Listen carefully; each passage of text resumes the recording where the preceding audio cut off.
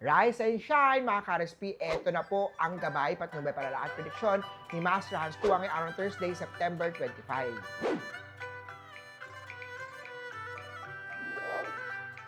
Simulan natin sa mga pinanganak ng Year of the Rat. May babayarang kailangan, pero may kapalit naman ito na peace of mind.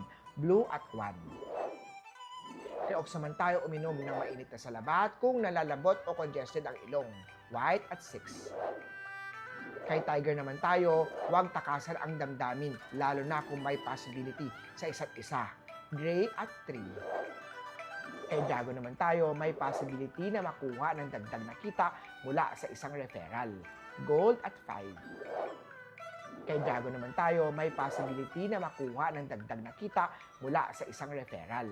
Gold at 5. Kay Year of the Snake naman tayo, posibleng matanggap ang proposal na sabit mo.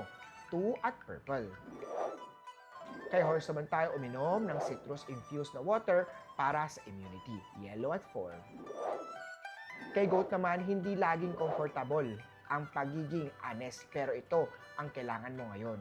Swerte ang color silver at 9. Kay Monkey naman tayo, gawin mo ang best today dahil may evaluation na gagawin sa performance mo. Red at 7. Iwas muna tayo sa impulse buying sa mga Year of the Rooster, lalo na kung online sale. Tipid muna para may dudukutin kung sakaling magkaroon ng emergency. Pink at 6. Iwas naman tayo sa matagal ng pagkaupo sa mga Year of the Dog. Tumayo at maglakad-lakad, lalo na pag may break. Green at 3. Sa mga Year of the Pig naman, magandang araw para magpasa ng report at presentation. Orange at 8. Paalala lang, ito po'y gabay, patnubay, palala at prediksyon lamang. Nasa inyong mga kamay, nasa lalay, ang inyong tagumpay. Ito po, si Master Hans Kua na nagsasabi na be positive at i-claim ang mga swerte, mga ka-RSP.